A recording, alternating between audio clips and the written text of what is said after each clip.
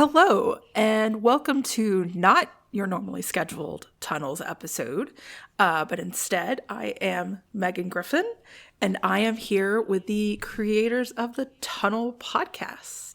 Let me say that again. I am here with the creator of the Tunnels podcast. I put the S on the opposite word there for some reason. There's multiple Tunnels podcasts. That's what it is. It's a multiverse of tunnels. There is so many tunnels. There's one multiverse where the rakes are beatniks and hippies. Ooh, I'd explore that. They are tie-dyed. Amazing, like a brown camo tie-dyed, or like actual. My roommate just brought home what he calls a cotton candy hoodie. I figure if you're going to go tie-dye, you might as well just go to the bright color tie-dyes. So they're definitely the bright colored tie-dyes. Nice. How bad is this going to get? Could love drive you to fly? Oh God, what happened here? Could hope be the only way? It was power. Absolute power. And would it be a crazy question? You know who I am. Would you take it all and throw it all away? Take me down to the final decision, and the world will break apart today. How do you think this is going to end for you? Take me down to the final decision, and the world will break apart today. Armin's a freaking god. And the world will break apart Everything has a weakness. today. Oh, I believe we can find a way to work together. Could freedom be between the lines? You ever hear about the tunnels around the city? Enjoy a life foundation springing up to find He's afraid of us. that every thought will lead to nothing. What do you want out of me? No matter how hard you try to define, This is an all-hands-on-deck situation. take me down to the final decision, and the world will break apart today. Take me down to the final decision, and the world will break apart today. The question you should be asking is, how many lives are you putting at risk? Could you stand in the way of progress? Burn with me. Could you laugh it off and say, Let's take the whole thing down, big brother. I let it all fall down and let the rhymes come? How many years have you been on top of the food chain? I'd waste away and let the roots grow around some. What happens when everything goes to hell? Take me down to the final decision, and the world will break apart today. It's time for all of them to die. Take me down to the final decision, and the world will break apart today. We're too late. It's Harriman. And the world will break apart Do you really think this will stop me? today. Hand to God. Well, let's start from the beginning then. Where did the concept, I know you talked about it a little bit, in the past, but the story we've kind of gotten on the last episode is that tunnels came to you while you were driving in a car. I was going to say to work, but I could be misremembering that. No, it was to work. It was I don't even remember what day it was, but it was a morning between 7 and 7:30, because that's what time I normally went to work. And I just was driving, and I'd been interested in doing a podcast. I'd even actually written out an outline for one I was going to work on with some of the people who worked the haunted house for me. And it just never came to fruition. We were going to talk about haunted houses and tell scary stories and just random stuff like that. There wasn't anything specific. It was just going to be a random thing filled with haunted house people. And that didn't work out, and I'd always wanted to, and I was a fan of audio drama, and I'm like, what am I going to do? I can always do something. I don't want anything like that or random. And then it just hit me. I was thinking at the same time, working on what was the next season of the haunted house going to be, and it just kind of fell in together. It's like, I could do a podcast on this stuff. So what is your creative background? I'm always fascinated where people kind of come to audio dramas from. I came to audio dramas when I was in middle school. I want to say middle school. We went to Sam's Club, and they had a compilation, a set, some type of set with audio drama, mysteries, and horrors. It had Lights Out, things like that, the old school radio dramas. And I don't know what caught my attention, but I really wanted it, and my mom got it for me. And I binge listened to those so much that several of the tapes broke. Amazing. But I would just listen. They were like, there was like a set of like 20 tapes, and I would just listen to them over and over and over again, and would listen to the stories and the old school stuff, and I loved it. I was a fan of War of the Worlds. In college, Sci-Fi Channel came out with, internet was, I guess, fairly new at the time, but they did what is called Seeing Ear Theater, which was all audio dramas of some of the best fantasy, horror, sci-fi stories, and it was done by actors that we knew. I was familiar with them, along with other people, and they just told some absolutely great stories, and it was all audio drama form. It was full cast, and it was so much fun. It was so enjoyable. They did a series, Tales from the Crypt.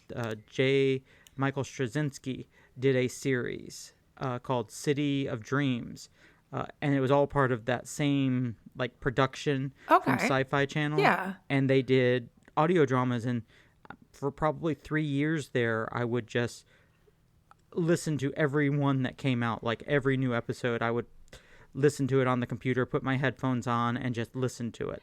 I wonder if and I just they loved still it. do that, or if they are those still on the internet?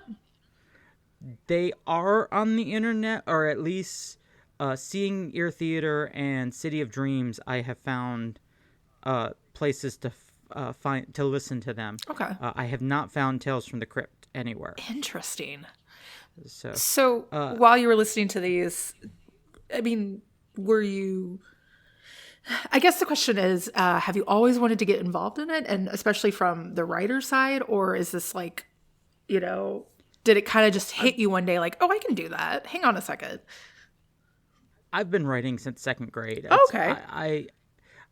I've been a fan of horror since I was a little kid, even though my parents weren't interested in me being horror fans. I would wake up in the middle of the night and turn on TV, and USA would have the very badly edited family versions of Friday the 13th and things like that. And I would watch snippets because I would never watch the whole thing because 2 hours long, but I would watch snippets, and I would see things like Jason and Freddy and all those, some really bad horror movies that I don't even remember. But I got into it. I was a fan of horror, so I wrote a 2-page scary story about 2 kids that were on the way home from school, saw a scary house, went to it, and then got chased by a killer named Bob, of all people.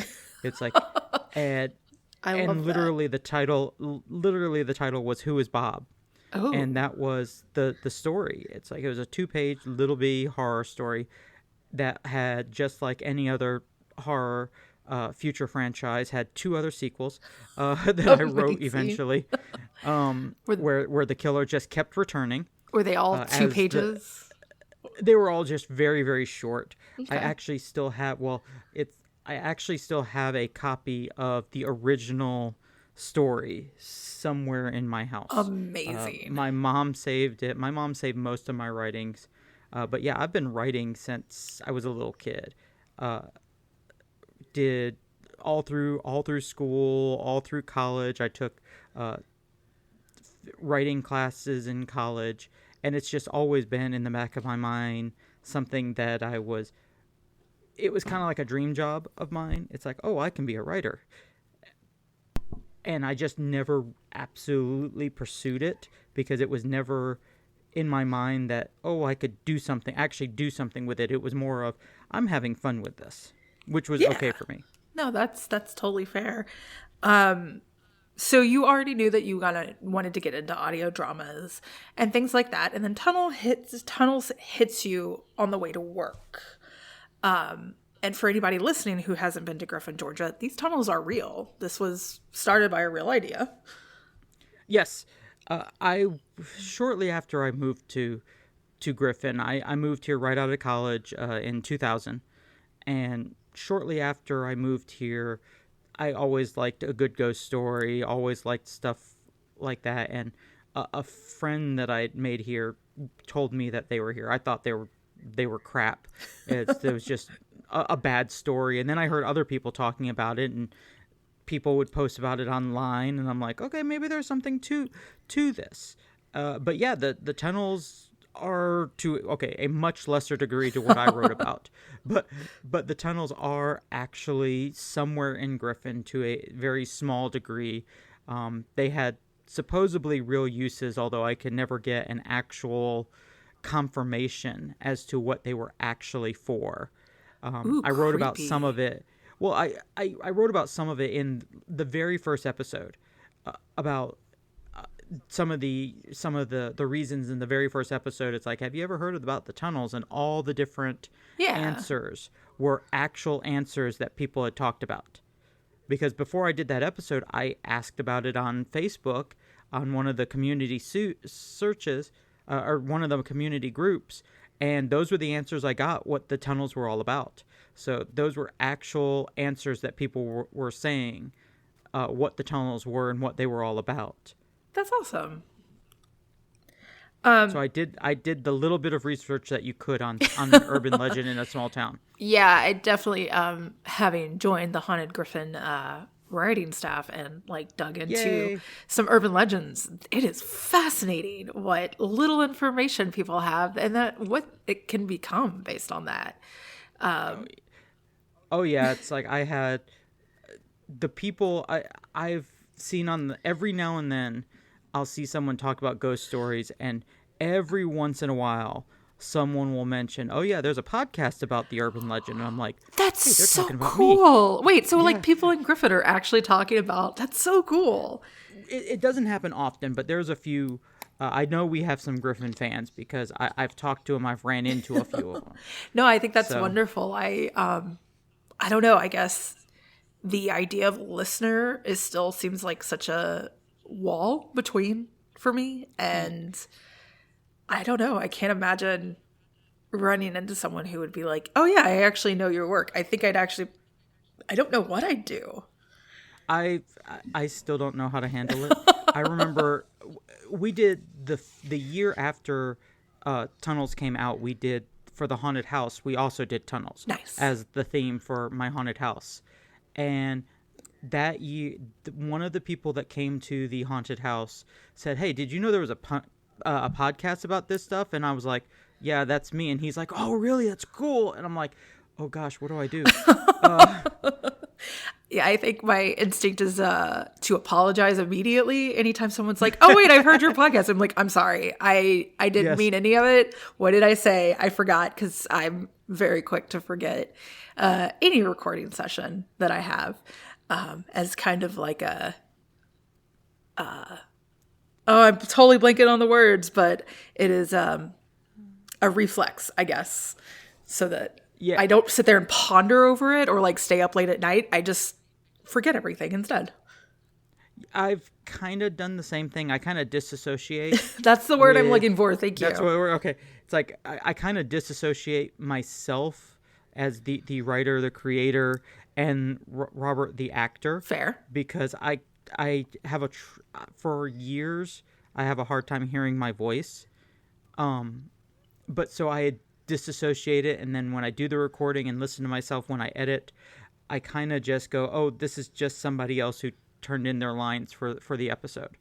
So even now when I listen to the episode, it's like there's a big difference in my mind of, oh, the guy who reads the credits and the guy who's acting in the episode. Agreed. Speaking of Robert in the podcast, let's actually talk about the podcast some. The structure changed quite a bit. The first 3 seasons, 2.5. We're very in a similar vein of a Black Tapes or the investigative style journalism. What caused you to switch? Just how the story was being told. Okay. In the first season, Black Tapes was very huge, and I don't want to say that I was imitating theirs, but that's just with the story I wanted to tell. That's just how the story lent itself to being listened to and being written, because it made sense to tell the story. It's like there's a guy who's investigating an urban legend. I didn't want to be the next Black Tapes. I was a huge fan of the Black Tapes when they first started, and they are still one of the go-to podcasts out there, audio dramas out there that is still big, and people always mention it. Anytime someone asks you, "Hey, do you have a podcast suggestion?" One of my my website hits. Fairly consistency is the Black Tapes reel, because I think it was between season 1 and 2 I did a re-listen, wrote a review up or something like that, and that was back in 2015, and I still occasionally get hits, maybe 2016. Either way, it's been at least 5 years. Absolutely. And they did such a good job, especially those early years when the community and audio drama was just kind of taking off. Not officially. It's like, I'm not one of these podcasts who said we invented it in 2015, because we definitely did not. No. But it definitely has made a resurgence in the last 5 years. I know, or 5 or 6 years, because I know when I started Tunnels, there was maybe only a handful of audio dramas out there that were getting listened to, like the Black Tapes, when the Bright Session started, Wolf 359, Ars Paradoxica, the We're Alive. Oh, We're Alive, Archive 81. All of these podcasts, were just getting there started and just getting big, and social media was just being used big time to promote these, especially on Twitter. The Archive 81 guy, who the name escapes me so much now, and I'm going to be embarrassed when I remember his name. The guy he's the one that started Audio Drama Sunday. Oh, I didn't realize that. That's awesome. Absolutely love. Yeah, he started it, and the whole community just latched onto it. And during those early years, Audio Drama Sunday, I think, is one of the reasons why Tunnels got to where it was, because I was a fan of the community, and I was using Audio Drama Sunday before Tunnels was around. And when Tunnels started, it's just gravitated to that, and I think people knew that, hey, I was supportive of them, so they were kind of supportive of me, and it just kind of took off. Yeah. I still love that you will go through and talk about on Sundays. Even, the finale came out on a Sunday, and you still spent some time going, hey, here's some other podcasts to check out. At Tunnels. All while I was driving back and forth to Tennessee. Shh, we don't need to tell people that. I wasn't doing it while I was driving. Fair. It was just during breaks and stuff and when we came home. Yeah, but it was still really cool especially listening through the seasons and you advertising these different audio dramas to go check out. Those were not paid ads. Those are you going, hey, I love this audio drama. And I think if you're liking me, you should go check this out. And most of them didn't even know that I was going to talk about them until I actually talked about them. I think this season is the first season I reached out to the audio dramas I was interested in that I wanted to do because I wanted their trailers, not just me talking about it. Because I wanted their actual trailers. I wanted to be a little bit bigger. But yeah, I don't have a lot of money. I don't have a lot of money. If I was a millionaire, I would be supportive with money. Sure. Because every audio drama, from big to small, needs more money. But I can't do that. I can't afford to do that. But I have a voice. I have a lot of listeners. I have a lot of people that follow me on Twitter and other social medias, and they might listen. And if I can get them another dozen to 100 new listeners, I feel like that's a good day's work. Because when I first started, people did it for me. Yeah. And this is how I kind of pay it forward. And not to mention, I'm a huge fan of audio dramas. I listen. Yet my playlist is very full of audio dramas, and I have a lot of. I might have a problem. I get it. Especially always amused when you do your summer listen-a-thon. But yeah, no, I personally have listened. I'm a glutton for punishment. I've personally listened to so many podcasts that you've recommended or audio dramas through it.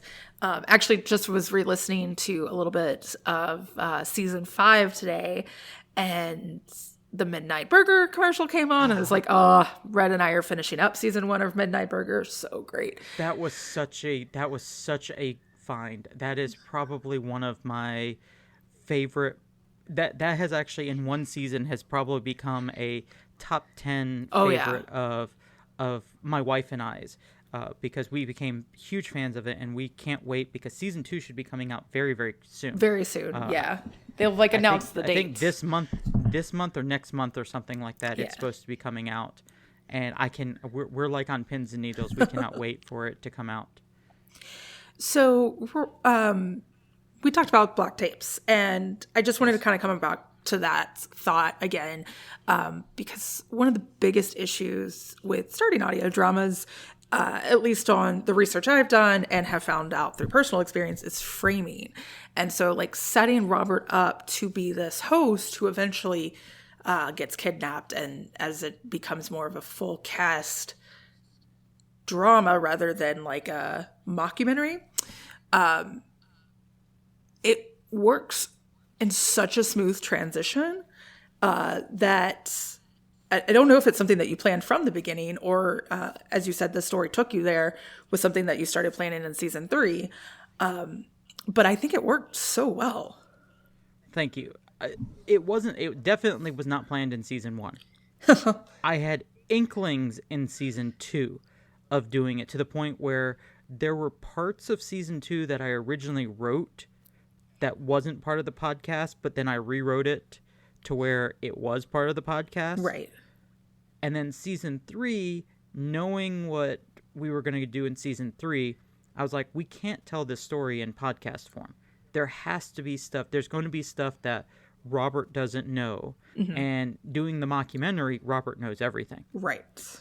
And there has to be stuff being done behind Robert's back. There's just different things that had to have happened that we couldn't do it. So I was like, okay, I don't want to just go straight into it. This is where, and season 3, this is why we had some podcasts and some, I guess, full cast Yeah, I'm not sure behind the Story. scenes stuff. I'm not sure how you would phrase that. I guess more Right. omniscient narrative.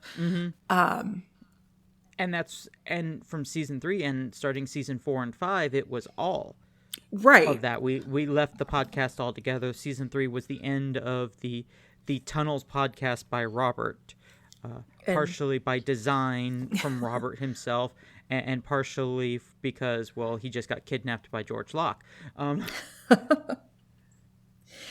So at what point did you start? I know that the beginning seasons were you reaching out to friends and asking like, hey, I'm doing this thing. Can you come, help out? And when did you start shifting towards asking people in the audio drama community, like reaching out to actually cast some of this? Because I got to tell you, this cast is phenomenal. Oh, I cannot thank my cast enough. The cast I have somehow been blessed with. I cannot.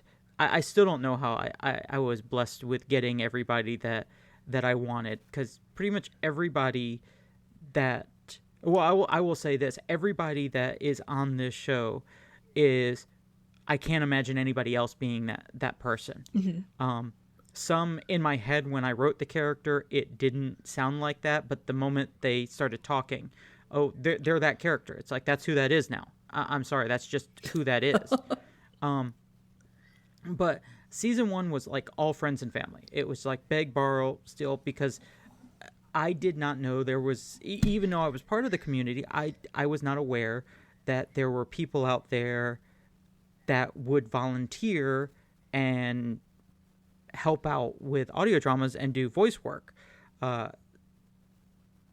Sometime in season 1, I remember specifically Atticus Jackson, who is one of the wonderful narrators, actors from the No Sleep podcast, along with several other shows out there, but he's most known for the No Sleep podcast. He sent me a message on Twitter and said, hey, if you ever need somebody to do your show, let me know. And I thought he was just being nice, and I politely told him that I appreciate it, but there's no way that I could ever, actually pay you, because I don't have that money. And he's like, dude, I'm not talking about this. This is what I do for fun. And I'm like, oh, what? I didn't know how to react, because this was a guy that I listened to on a regular basis for the No Sleep podcast. And I'm like, he says he wants to do my show. And I'm like, why? Yeah. I just did not know how to handle that. And he actually got to do my show. I wrote a special part for him for one of the specials as the doctor who interviewed George Locke. And right. he did a bit part in Haunted House of Horror, one of the episodes for that, in our season finale for that show as well. And it was amazing. And then season 2, people like Pete Lutz offered their services, who became Ezekiel when my best friend Brian, he was Ezekiel in season 1, and he was never 100% comfortable with actually, Sure. voicing anything, but he did it for me as a favor. With his blessing, he said, please cast somebody else. And that's how we got Pete Lutz as Ezekiel. And then I'm like, okay, there's these characters. Let me put out auditions just to see where we get. And that's season 2 is where we got Russell Gold as Barnabas. And that's the season we got George Locke, Jason D. Johnson as George Locke, who still my favorite character. It's George Locke is in Tunnels was my favorite character to write throughout the season. Fair. And he was only supposed to be in one episode. I love when that happens. It's Jason D. Johnson came on. He's a friend of Pete Lutz, and he suggested him for the role, and he auditioned for it. And it's weird because Carrie Michael Ayers, who plays Sheriff Burke, was also in the running for George Locke. They both auditioned for it, and they were my top 2. But okay. Jason D. Johnson was just he delivered such a different take on what I had in my head at that time. And I can't even tell you what I had in my head at that time, but Jason D. Johnson is the person that I went, that's George. It's like, I don't know what I was thinking. It's like, this is George. And how his delivery of it. Oh, yeah. He's got that just perfect Southern dandy kind of feel. Yes. That's exact. And I was just like, I didn't know what to expect. And it just blew me away. And I'm like, I have to have more of this character now. And I immediately said, I want to bring you back. And he was like, sure. And the rest is history. He became one of the main stars of Tunnels, and I can't be happier. That's but so there, cool. There was just, getting Sarah Golding. I wrote Karen because Sarah Golding was another one that was so supportive from the start. And Sarah Golding is in like every audio drama. If you're a fan of audio drama and don't know who Sarah Golding, you need to listen to more audio drama, because Sarah Golding is in. I can name probably 20 off the top of my head, and she's been in much more than that. She also runs like the audition Twitter, and Yes. I think doesn't she run one of the Facebook groups too? Yes, she also does Quirky Voices, which is a podcast about voice actors in audio drama. Yes. I did not know she had a podcast. Now I'm gonna have to go check that out. Yes, she's just amazing. She's an amazing person, but she's so talented. Oh, yeah. And I remember early on during Part of the Community, she jokingly said she wanted to be in every audio drama. And we had started talking and joking around on Twitter, and when I knew I was going to be bringing in a character, I'm like, I'm writing it with her in mind, and I'm just going to ask her. It's like, do you want the role? She's the first person that I just outright ask, hey, do you want to be a part of the show? I have this character. Are you interested? And she said yes. How nerve-wracking was that? Oh God, it was nerve-wracking because in my head I didn't know who else would be this character. Because in my head I had just so associated it with Sarah, that I didn't know what would happen if she had said no, and thankfully we don't have to find out, because I can't picture anybody else. Yeah, I now that I guess it is definitely out in the open that I'm working on Whistlewood, it is really hard to not just like know, not create characters for a specific person in mind, because you never know what you're going to get. And I've stepped into community theater for that reason, as a creator, not as an actor, though there is one that I totally want to audition for. But watching the first round of auditions and doing all these behind the scenes things to make my life with audio dramas better, that was one of the things my friend said first, was like, don't go into this with an idea of who you want to cast, because we have no idea who we're going to get. And that's a problem for me now. Yes. Because I listen to so many audio dramas and know so many voices. It's hard not to write with someone in mind, or at least a vague sense. Sure. Of, who would be my dream cast for this? Who would I, if I could get anybody, who would I get for this? Dream casting. Love it. Oh yeah. Speaking of casting, I think you've said it on the podcast a few times, but you did get Shannon to come back. Shannon being your wife. Yes. How did she feel about that? She said sure. It's like it didn't bother her at all. She's very similar to me, and she did not like the way her voice sounded. Okay. And I get that completely, because I have the same problem. I think a lot of people do have an issue with it. Mm-hmm.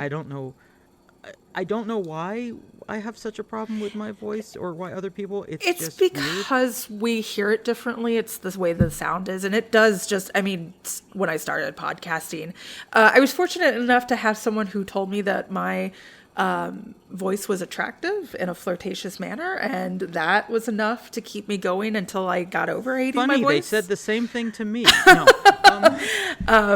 But that was at least enough for me to be like, well, I know at least one person out there likes my voice, even if I don't. And now, actually, it's weird. I'm podcasting less and less and stepping in more behind the scenes, that now when I actually do hear my voice on things, it's kind of makes me start again and be like, that's me. Hold on. Yeah. But she seemed to enjoy it. She enjoyed playing Molly.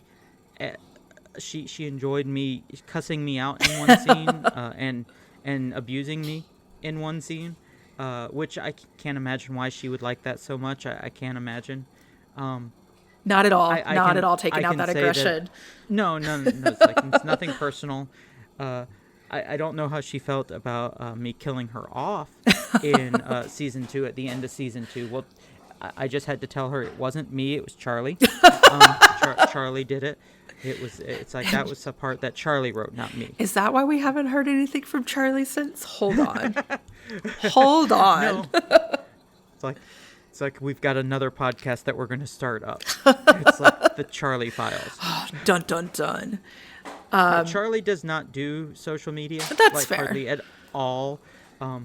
I've been amazed at as much as he's done because he is a part of Discord. He just doesn't actually say anything on Discord. But every now and then I will see him pop up and I'm like, he is checking things out, and then he will disappear. I have a friend like that who, she technically has a Facebook, but I haven't now heard from her in 4 years, so I actually need to find someone to call her. But yeah, it was one of those things where we were like, well, it hasn't hit the longest yet, so we're okay. But yeah, so talk to me about your writing with Charlie. Like, did you call him immediately and be like, hey, I have an idea? Like, how did Charlie come aboard to work on Tunnels? When Tunnels started, I knew Charlie. I had met Charlie one time. Oh, okay. We were not friends prior to Tunnels. Being in the haunted house industry, there was another local haunted house that called up or sent messages. They wanted to have a town hall haunted house with a bunch of the haunted house people in Georgia, and they had their haunt over in Athens, and so I went to it, and there was all these haunted house people that were in our area, and one of them was Charlie, who was out of a haunted house down in Warner Robins, at the Air Force Base, at the Air Force Museum down there. He was one of the people in charge of that. And we had talked briefly. At that, we didn't talk much because it was all just kind of a general couple hours of just hanging out and talking shop with a whole bunch of like-minded people. And then I was doing Tunnels. I had written the first episode at that time. And I had nowhere. I wanted other people to read it to see what they thought of it. And I didn't have a whole lot of people that were like-minded that might be interested. So I was like, we were all part of a Facebook group, so I put it out there and say, hey, would anyone happen to be interested in reading this? And Charlie responded in about 30 minutes and said, yeah, I like reading stuff like that. That's awesome. And he read it, and he gave me a whole bunch of notes and stuff for episode 1, and I said, okay, thank you. It's like, do you want to help? Because at that time I hadn't started episode 2, and he said, do you want to help? I asked him, do you want to help with episode 2 and the rest of the series? And he said, sure. And by the end of episode 2, I realized, okay, he is more than just giving some notes. He is like changing entire scenes, writing pages. And I said, okay, you're co-writer. I didn't ask him. I didn't ask him, do you want to be co-writer? I said, you're co-writer. It's like of this thing and we just kind of started working on it together, where I would write stuff, send it to him, and he would rewrite stuff and add stuff and change stuff and delete stuff, and we would just go back and forth like that. That's awesome. And then when the character of Peter came around, which was his idea, he said there has to be someone that knows something more than this, like their deep throat, his deep throat character. That's what he referred to Peter as. And we started writing, and I said, okay, you're playing this character. You know that, right? And he's like, what? It's like, because he was like me. It's like, he's never done anything like this before. I said, hey, if I'm voicing Robert, you're voicing a character too. And it's like, and we became friends from that. We became friends because of our working together in Tunnels. I love that. I love that so much. I also love that you did have him in it, because I do think that, especially as creators or, director, in the director role, or really anything behind the scenes, like, it's good to not get complacent about how terrifying it is to send in an audition to someone. Like, Right. I don't know, having done the audition side more at the moment, it's a little terrifying at times. Like, you have to be willing to let it go. And so I think it's kind of wonderful that you acted in this one and then you got Charlie a role in it. Even if it wasn't to necessarily be like, but as part of ownership, I think that's really cool. I don't know. It's like, that's one of the things, like, looking back, I wish I hadn't cast myself. Because there are points where I'm like, oh, somebody else could do this so much different and so much better. Maybe, but that's just me. I think it's that imposter syndrome. It is, like, yeah, because other people can do it better. Someone could have done it in a different way. I will not say better, because I think that the Robert character, and I promise I won't gush too much about the Robert character, but he's so earnest, and I think it's actually a good combination of who you are and a fictionalized character together that it works really well in helping me separate Robert the creator versus Robert the guy who is getting beaten up constantly in some way. Poor Robert. He is definitely downtrodden. But I did that on purpose. We were talking about, it's like the black tapes earlier. Mm-hmm. And early on, it's like, I love the black tapes, but one of the things is like there are these so many tropes that happen in so many audio dramas, TV shows, movies, and stuff like that. And I kind of wanted to break all of them. Yes. And that's the thing. It's like so many things out there have the guy who's investigating turns out to be the most important person in the story. And that was the first one. I was like, Robert is nothing to this story. If Robert wasn't around, this stuff would probably all still happen to a certain degree. He is Indiana Jones in this story, to where it doesn't matter if he's there or not. This stuff is probably still going to happen. It's still going to be carried out. And for the most part, the same type of stuff might still happen. I love that you said that, because I do remember when that tweet or Tumblr post or something that was like, you can remove Indiana Jones and everything still happens. Yes. And that realization is so haunting. But it's true here. You're right. Yeah. It's like Robert is not important to the story. And I did that on purpose. That was very... I will say Robert is important, but he is not the main character. Big M, big C. Oh, exactly. It's like he's important to the story that we hear. But overall, he's not real important to the tunnels, the Ahriman story. He's basically a thorn. Robert in also... Ahriman's side. Probably saved a lot of lives. So I know that you were trying to break the trope of big main character, but I don't want to discount Robert's importance. Him being a thorn in kind of everybody's side is what got Sheriff Burke involved and, True. digging more. And but in fairness, I think it's like, because Peter was still there. Peter was still trying to fight the good fight from the start. Robert just started this podcast, and Peter went, oh, I can nudge this guy in the right direction. So if Robert wasn't around, Peter just would have nudged somebody else. Maybe so. And he's not, it's like, what I mean by that, it's like he is important to the story because, well, it is his story, but he's not the chosen one. He's not the one that's going to solve the problem. And I like that as someone... Yeah, and that's... And it circumvents the thought, because a lot of people went in, it's like, oh, Robert's going to be the hero of the story, and he's really not. It's definitely almost a Peter story, more so than it's a Robert story, because Peter has this broken past of everything that happens to him, and then he gets this nice kind of redemption. It's like fall from grace, redemption. And he's the one that ends up basically saving the day. Yeah. And I think that's what I really enjoy about your writing process. Because at no point when the realization hit that Peter was the vessel and, that he was the chosen one in some set.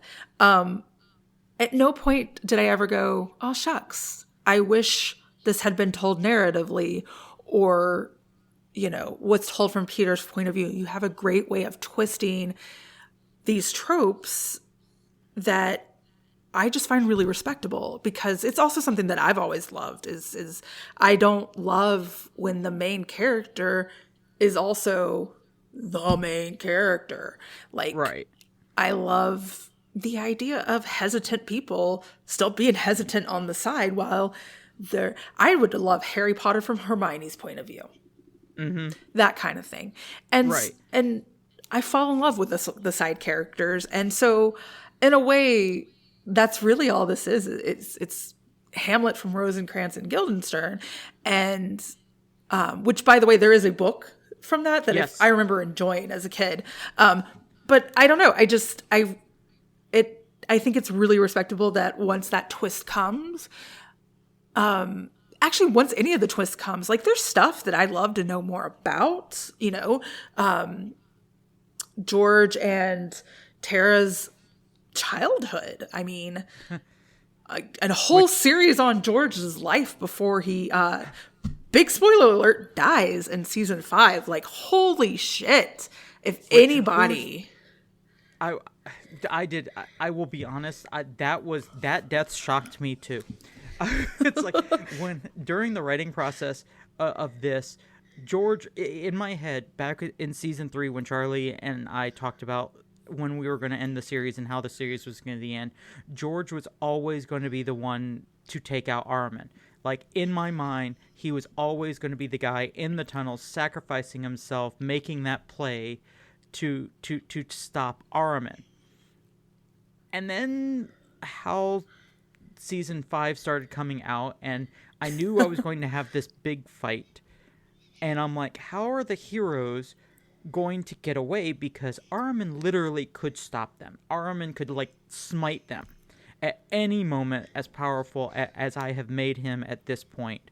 Like, what? And then it's like literally, like, in mid-typing, I'm like, oh, crap. George has to die. This is George's moment right here. And not only is it's like, I literally both got goosebumps and got sad all at the same time.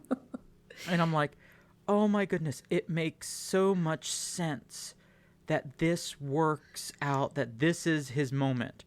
And it's not a redemption, because he's still bad. Yeah. But at the same time, it's like, it makes sense because he is all about winning. Mm-hmm. And sometimes you have to sacrifice yourself so the other person can lose. And that is such a George moment. He's not doing it to save Robert. Absolutely He's doing not. it because it's going to hurt Ahriman and Ezekiel and them. And like, that's what I like about this, because he's sacrificing himself in the most selfish way possible. Yeah, no, and it fits his character so well. And I remember when you told me it happened, I just, like, I had to take a moment to kind of be like, that's not George. George kidnapped Robert. Like, George is not going to turn around and sacrifice himself. Right. And yet the way that it plays out is so good. And this wasn't the first time you had a character reveal a twist to you, was it? Oh, Ezekiel. It's the Ezekiel turn. Oh my gosh. Like in wrestling, it's the heel turn. Yes. That was, and I will be honest, that was another one that was not planned at the beginning of the season. That was literally planned almost as I was writing it. Because it was like Cinder was like going to be stopped, but I'm like, okay, so going into next season, what does that mean? Because Ezekiel, in my head, in season 3, at the start of season 3, Ezekiel was the one that was going to have the redemption arc. Mm-hmm. It's like he was going to be the one. He was going to be like a hero at the end of the story based on everything that had happened. And then and I don't know why, but I'm like, oh crap. what if Ezekiel kills Cinder? Why would he do that? And I literally read everything he said in 3 seasons. Mm-hmm. And I'm like, is there anything that would show, like, that would absolutely show that this is not what he has been planning the entire time? And I'm like, no, actually, this makes some of his other choices make a lot more sense. No, it totally does. And I'm like, oh my goodness, this works. I just did not. It was, I mean, I was probably as shocked as some people listening as I wrote it, because I'm like, oh my goodness, I didn't see this coming as I was writing it. You know, but you telling me that I thought was the most insane thing. I don't know what kind of writer you are. I get the feeling that you're more of what we call a pantser, where you kind of sit down and just write rather than have a game plan. Absolutely. Oh, yeah, absolutely. I may have big moments. Right. Like, the season 2 was the only season that I probably literally outlined. Okay. Like, complete, like, every episode was going to be out, like, we knew what almost every episode was going to show, and it was basically because I had that final episode down pat. I knew the final episode before I knew the first episode of season 2.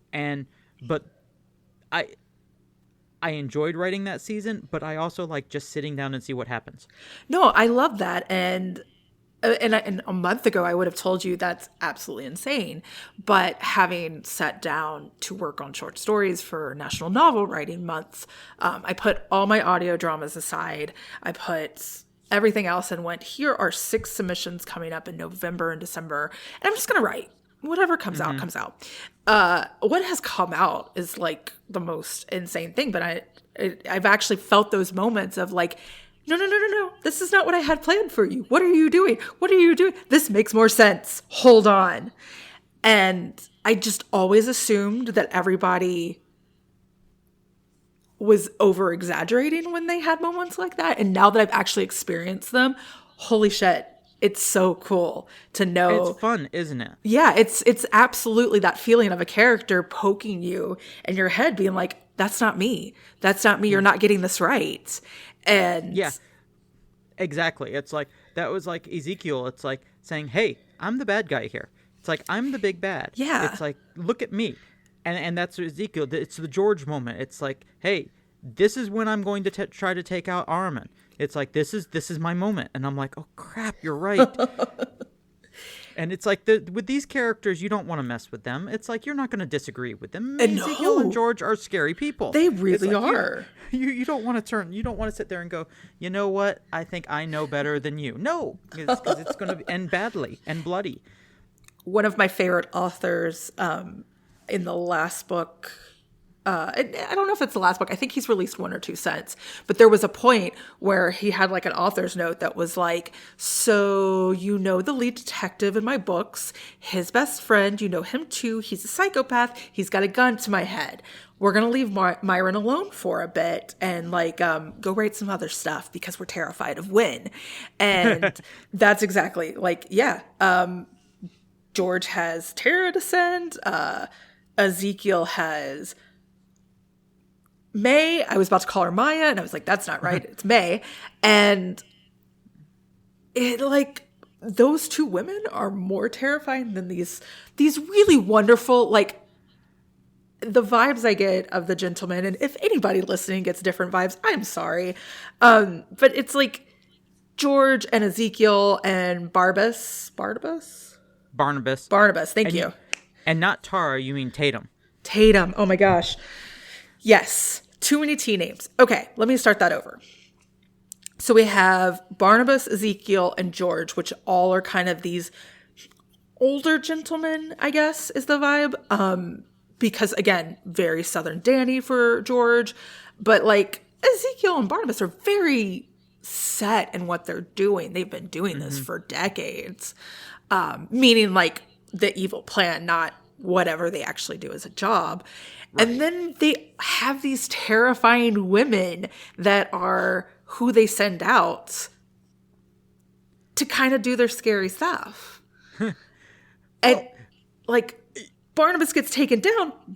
May's more terrifying.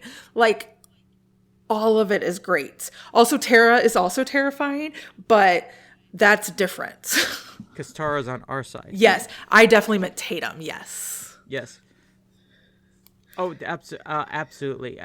And I think that's just all the voice actors. Rhianna McAfee, Lorelai Martine, and of course Tanya Milovich. They have done such an amazing job as these strong, scary women. Yes. And they're fun to write. With Rhianna, she voiced Annabelle in the special, and I knew her from Rex Riveter, who, if you have not listened to that show, there's another audio drama for you.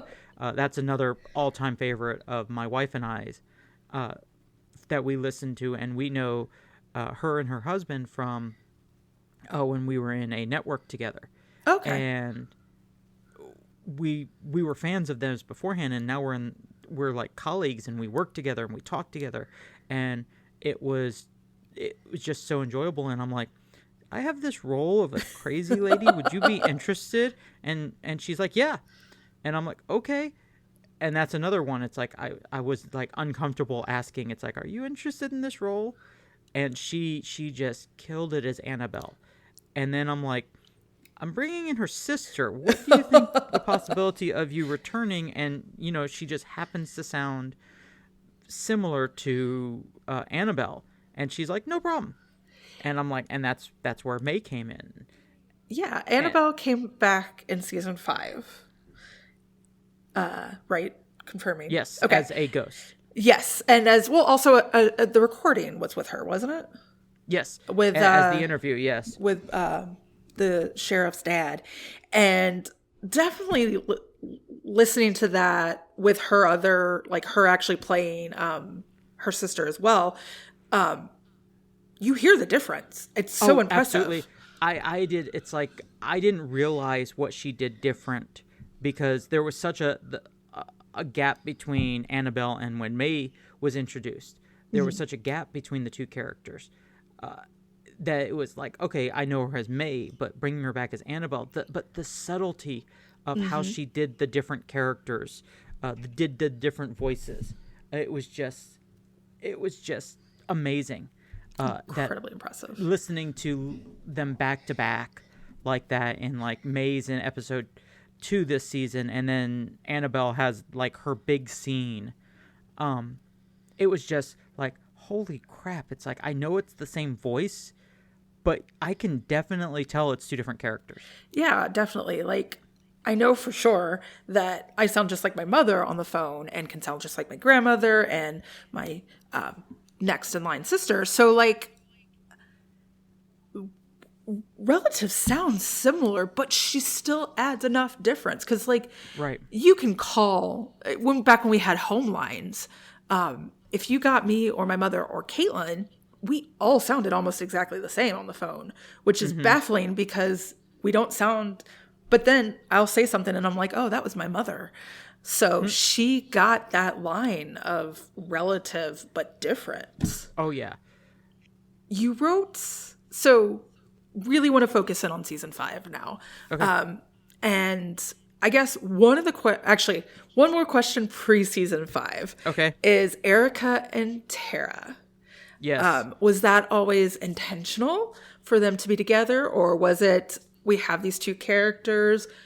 It would make sense that they're both fighting for each other. Like, was Tara always supposed to be a mole?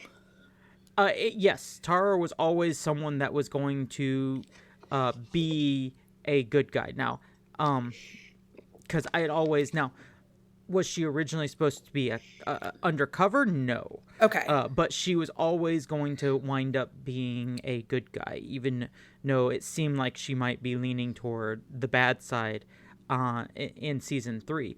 But she was one that I was like, I have this character. It's like I want to do it because I needed somebody else besides just Peter and Cade.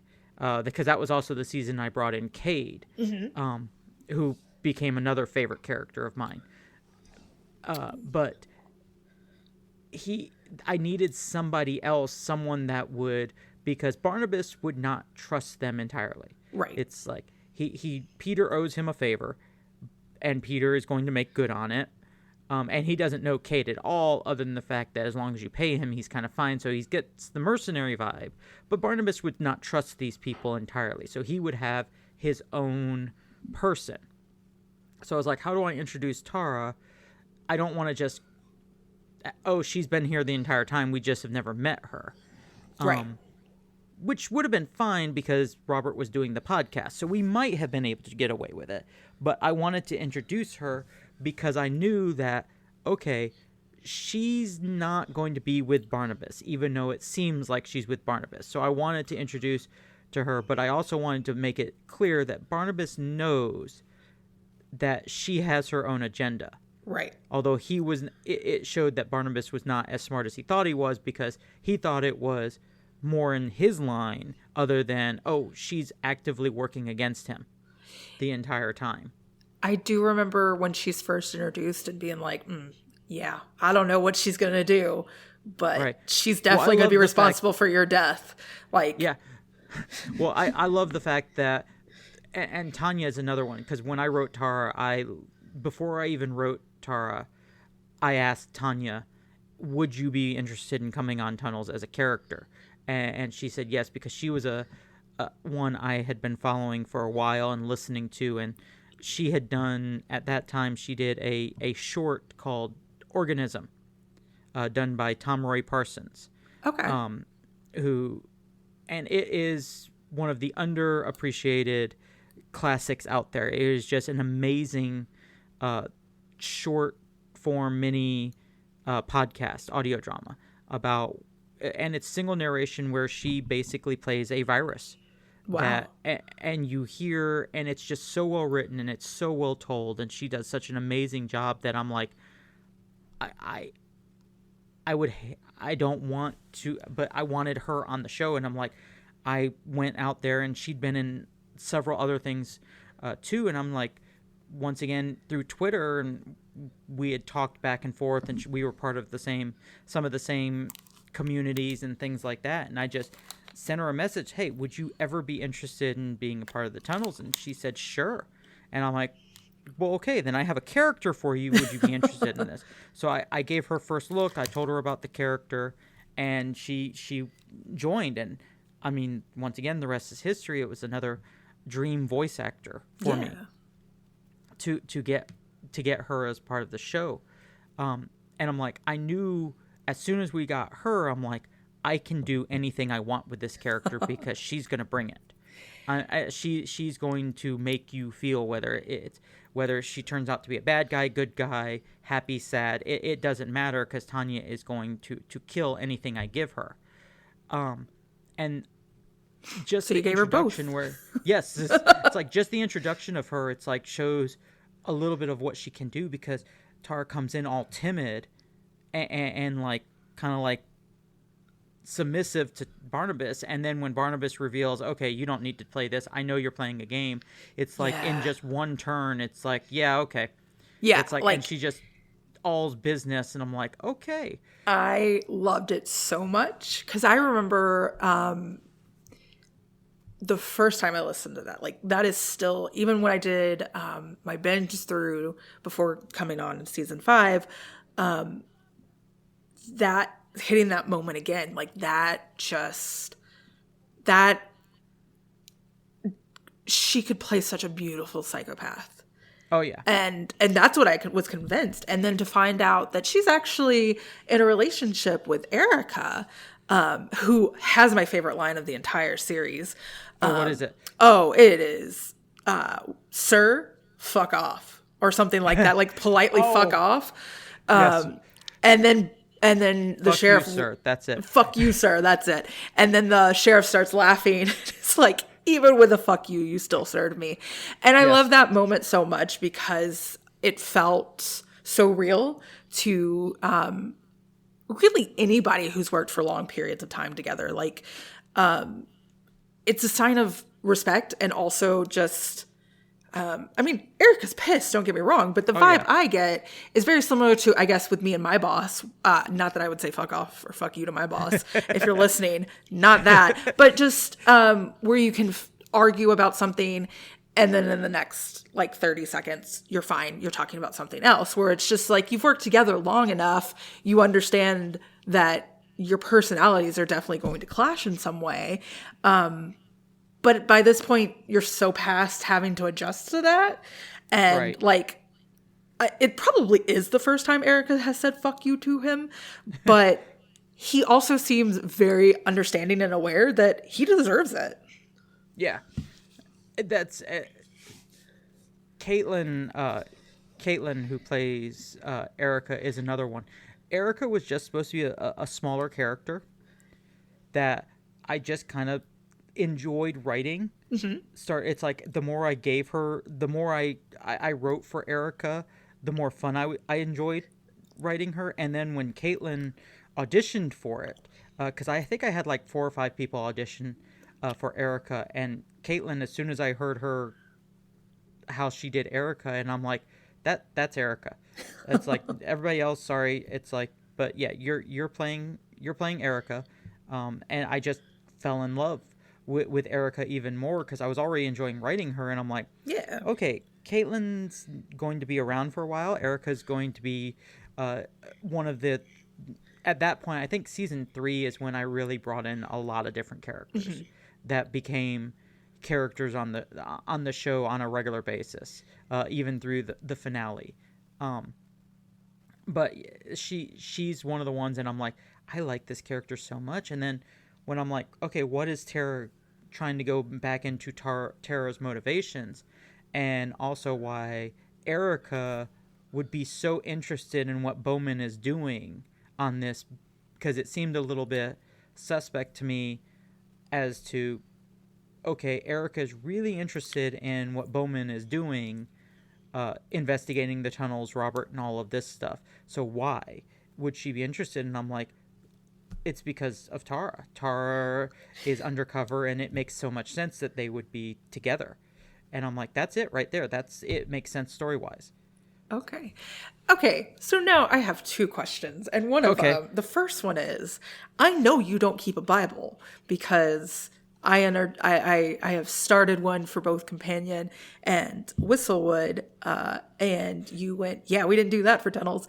No. How did you keep all of this straight in your head? Because one of my favorite things, and one of, like, the absolute most excited reasons that to work with you is because you tell stories in such a complex way that, and through transitions and like the narrative transitions, and hearing you pitch season 5, Robert, how do you do that? Like, where are your notes? Like, what the hell? Is this all in your head? Yes. Robert, you have a child. You have a 4-year-old. How are you still accomplishing this? It's like, it's lack of sleep. It's like lack of sleep, coffee. I really don't have an answer for you for that. It's like, I know that there were some things that happened that I literally had to go back and check, like the Ezekiel Turn. I had to literally read everything he had ever done in my notes, and which, mad respect, by the way, that you went back and looked through it and didn't just say like, well, we'll just see what happens. No, that's respectful. And I didn't. It's like there are several continuity issues. It's like, and I think you even pointed them out season 5. It's like the lineup of when the explosion supposedly happened doesn't make sense as far as ages and stuff like that. And I'm like, yeah, we'll just ignore that. We'll just hope people don't notice. Yes, I guess a little bit of behind the scenes. There is a lot of me going, I don't understand this, like how we got here. And Robert goes, Meghan, suspension movie magic. Of disbelief. Movie magic. Suspension of disbelief. So I can only imagine how Companion is going to come out. I think Companion will probably be a lot less, seeing that there are people who keep Bibles on the show, and you will rein my crazy in. So I think that will. We're gonna all have different crazy, but okay. Oh well, yeah, that's more the merrier. The second question I had was you've mentioned several times that you really love writing these characters, and I'm not going to ask you which character you didn't like because that's not fair. But I am going to ask you, was there any character that was difficult or that whose brain was so different from what you're used to that you just couldn't get into? Or that you just struggled a little bit more to write with? Like, I assume, similar to me, you love all your characters, but sometimes you just have one where you're like, man, I don't understand your brain, but I gotta figure it out at some point. Honestly, Robert. Okay, that's do we have a therapist on the phone? It's like line 2 honestly. It's because Robert is me and not me all at the same time, right? But he's literally a self-insert. He should be the easiest. It's like, but that's why he isn't, because I don't like thinking of myself about that. It's like, it's much easier to lose myself in other people than think about, oh, this is how I would react in this situation. It's like anything. It's like, I don't do true crime because I don't like real. I can watch horror, I can read horror all day long, but I don't like real. And I think it's the same thing with this. It's like, I could write George Locke all day long. I could write Ezekiel or Tar or this, because these are all like fictional characters that I've made up, and I can kind of have them do anything I really want to in the storyline. Whereas Robert, part of me goes, well, you wouldn't really do that. It's like, but I'm like, it doesn't matter. It's a fictional version of me. Yeah. So you're like, suffering of the just suspension between you as a person and you as a fictional character. Yes, which is one of the reasons why I wish I had. It's like, even if I was voicing it, I wish I hadn't made me part of the show originally. I should have done a fictional character for it. But at the time, it's like, because it was so popular to insert yourself into the show to make it seem more realistic. It's like, I was like, okay, I'll follow that trope, which is one trope that I actually am guilty of following. It's like, yes, let me make myself part of the show. I loved it. I mean, again, there's you have heard me vent and my complaints, and there are not many of them, and most of them you fix, so it's okay. Let's talk season 5, though. Okay. So you mentioned in the last episode introduction that you knew the ending around the time of season 3. And you have talked about how George was going to have a big impact on the ending, but that changed. At what point did Sheriff Burke become your not chosen one? He's definitely not a chosen one, but he's the resolved retiring cop. Thank you for also not having to be like almost about to retire. It's like I'm getting too old for this shit. I got one more week, guys. What we got? Burke. I was such a fan of I was such a fan of Carey Michael Ayers as Burke that I was always enjoyed writing for Burke. Burke is one of those characters that I feel like I didn't utilize enough since we brought him on. So I was very happy to have him be a part of the team this season. And then I ended last season where he's still kind of against them.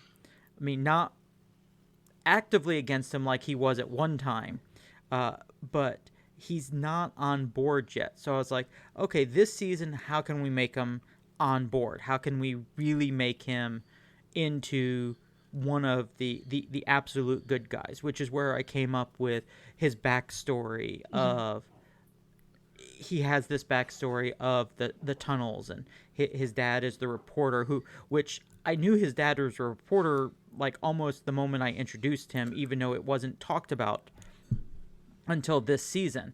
But in my head, when I created him, it's like, oh yeah, he's a Griffin guy. He has been here his entire life. He was born and raised here.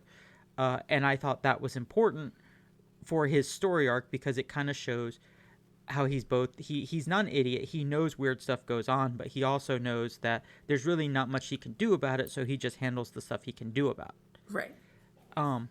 I love those characters. I love characters that just blatantly refuse to believe what is in front of their face, and not in like a conspiracy theory kind of way, but in just like I will continue to explain this as something else, because if I admit that that's a fucking rake, then my view of Earth is shattering, and I'm not ready to handle that. And that's exactly what he is. Oh yeah, and that's this season. It's like I had him. Especially the last episode after he basically came to the realization that, yep, everything that they've been saying is right. I had him be a lot darker character. Yeah. The last 2 episodes, or the last episode specifically, and Carrie would do multiple takes. Good. Of the character, and some of it was that dark, and then some of it was a little bit more upbeat. And it's like how he did the upbeat. I'm like, that makes sense because his entire world has shattered, and there's basically only a few ways you can go about it. You can lose your mind. It's like you can get angry and mad, or you're going, okay, what now? Yeah, and that's that's one of the takes he did is where it's like, what now? And that's where he's just going to continue. It's like he's not going to let get down, but he is going to try to fix the wrong that he sees his dad do and what he has been hiding, because if he came to this realization 5 years ago when Robert first started talking about it, maybe there would have been a lot less deaths on his conscience. Oh yeah, I mean, he doesn't have to deal with that guilt now, but I don't know, he reminds me, have you ever seen the show Dead Like Me? Yes. Oh, absolutely. He's 100%, and I'm totally blanking on her name because I haven't watched the show in a few years. George? No, George is my favorite. Oh. The waitress. I loved her. I'm totally blanking on her name. Crap. But like, that waitress is fully aware that those are Grim Reapers. She's just never going to formally acknowledge that. Yes. The waitress at the diner. Yes. Okay, yes. At the House of Waffles or something. Yes. Yes. But that's how Burke was for me. Like his whole heel turn. And in all honesty, the fact that the information he found out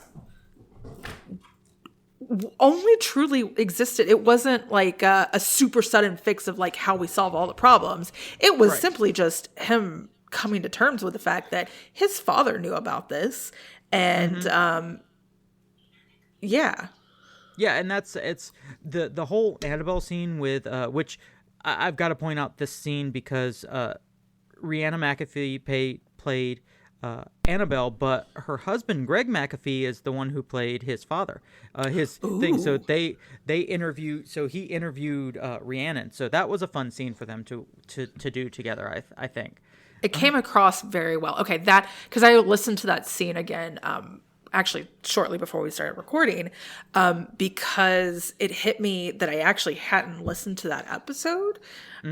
For whatever reason, when that episode came out, I like somehow skipped it. Blasphemy. And I know. I'm actually like, I'm bummed because but I already knew what was going to happen. So in my brain, I had just listened to it. Well, you helped write it. So yes. But the actual dialogue, the actual interview, they work well together. Like, it was impressive. Obviously. I mean, yes, now knowing that they're husband and wife, like every like flirtatious line and every like, everything about it. Yeah. It's so great. But that was the whole point of that scene was not to, like, Robert doesn't know that scene happened. Right. Carrie did. Oh yeah. Carrie did, but that's once again I always like to play the fact that Robert and Carrie know more than what was ever actually told in the show. Mm-hmm. And I liked playing that up. I liked how, there was a lot of stuff in season 1 and 2 when it was just the podcast. There was a lot of stuff that went into making the podcast that we never found out in the show other than in bits and pieces. The behind the scenes stuff, we don't, you as a listener really, really don't know what's going on. I think Halloween, the 2018 Halloween, the opening scene is, those true crime podcasters, which for the record, those are the worst. But the like sitting down in the hotel room, doing research, rewatching videos of interviews and things like that, that's the stuff we don't see. Right. Which is exactly what Carrie and Robert would have done. And everything that they found, they would not have been able to put in the show because, like, they knew about, or Carrie knew about the interview with Annabelle, but it didn't fit anything they were going to tell about anyway, so what's the point? Yeah. So, I mean, the only thing it would have done was hurt Sheriff Burke, and they weren't out to do that. Yeah. I'm working on transcripts for Sporadic Phantoms currently, so we can get those posted soon. And Julie just sent me episode 1 based on what she had written back in 2020. And oh man, did a lot of that podcast. The first episode is kind of a fake out for anybody who hasn't listened. But there was a lot of information about logging that got cut, and I just was like, oh, we didn't use like pages of dialogue that she had written because it would have been boring. It was about logging. Like, it was fascinating to research and to write, but like listening to it, people would have turned off the episode immediately. Like, yeah, it would have not come across as the sci-fi horror podcast. I'm not like, without actually saying what it's about, I don't want to like give that away. But anyways, my point being, please don't, because I listened to the first episode on my summer listen-thon, and I haven't been able to listen to episode 2 yet. So no spoilers, please. Oh, that's awesome. There was last 2 episodes are coming soon. Very excited. But I guess like knowing that stuff for me made the whole Sheriff Burke finding out this information about his father, this interview, and all of that stuff could have come across very easily as just exposition coming in at the end to solve the problem. Right. And instead, it was exposition to build onto a character so that we appreciated him more when he made a sacrifice that he probably would have made either way. Right. And that's the thing. It's like, even when he turns his back on them, you kind of understand where he's coming from. Yeah. And it's like, he's not a bad character. He may be conflicted, but I think in his mind, he was doing what was best for his town. And that's why I like Sheriff Burke. And that's why when I came to the realization that George wasn't going to be the one to take out Armin, there was only one other character in my mind, and that was Burke. And I'm like, it's him. He's the redemption. He's the one that's going to do the ultimate sacrifice. And I'm like, it has to be him. I want to talk about the really ambitious last episode that, as we are sitting now, has been out for about 24 hours now. Yes. And how did it feel listening to that come together? Oh my goodness. Putting it together, like every episode, every scene I was putting together, I was like, oh my goodness, oh my goodness, oh my goodness. And like, sometimes I do scenes not in order. Mm-hmm. Like, but this one, I from start to finish, I did everything in order of as it was heard. And I'm just like, after every scene, I would like take a break and walk around and get a breath, and go talk to my wife and go play with my kid, and then come back and get back to work. And it took me longer to do this episode for obvious reasons. It's the longest thing we've ever done. Right. And for obvious reasons, but it also took me longer simply because I felt like there was a weight, because I'm like, this is the last episode.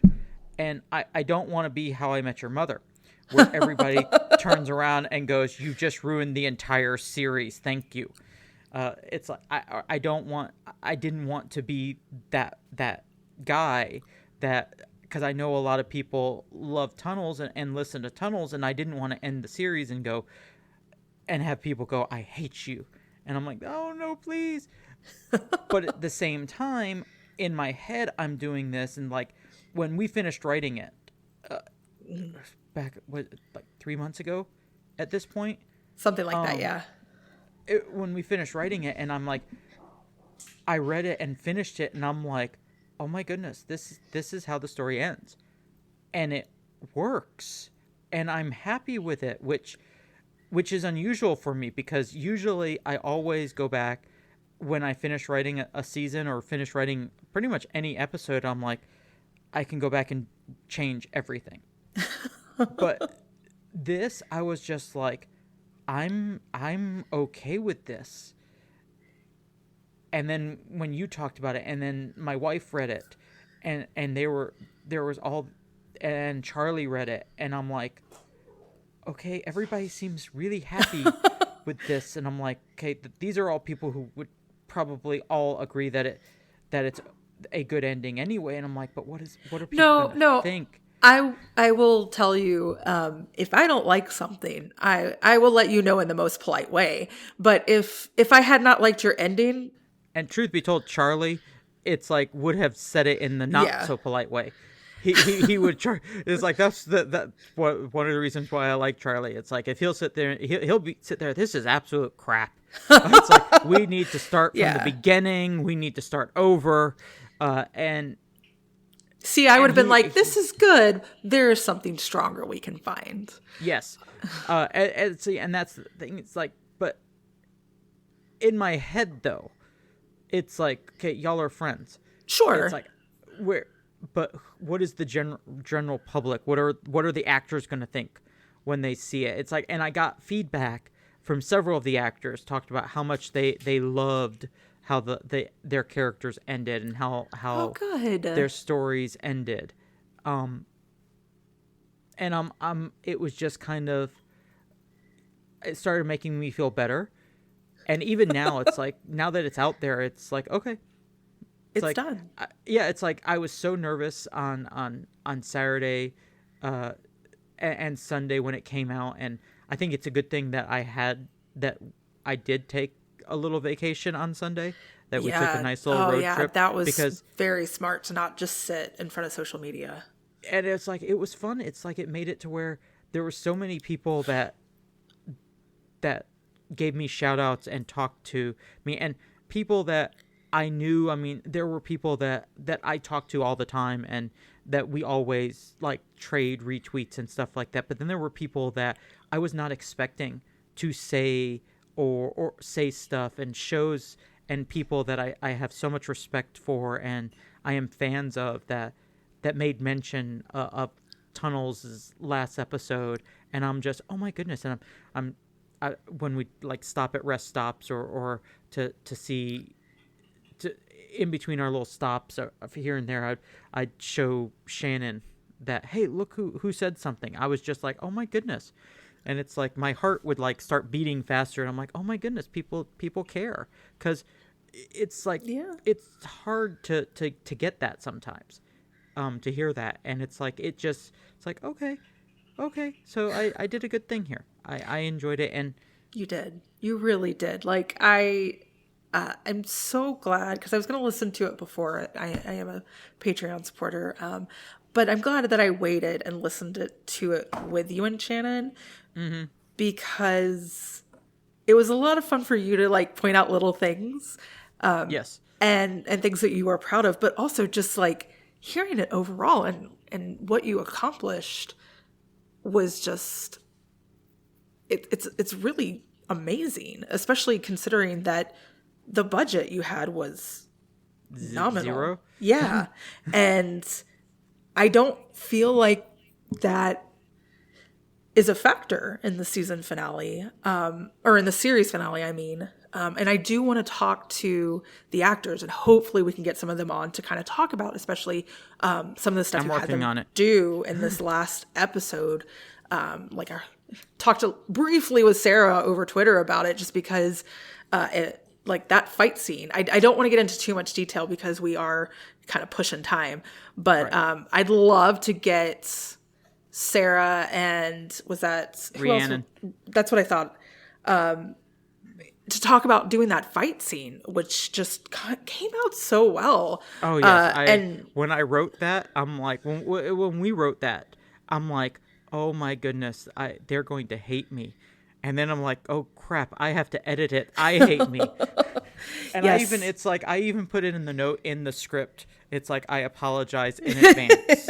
It's like, feel free. It's like, may God have mercy on your souls for doing this scene for me. It's like, Sarah said she thought it was funny. Well, now that you have completed your first audio drama, absolutely, I want to first know, how do you feel? I feel good. It feels amazing. It's like to have done this for the last 5 years and for it to be over. So it's kind of like, oh crap, what now?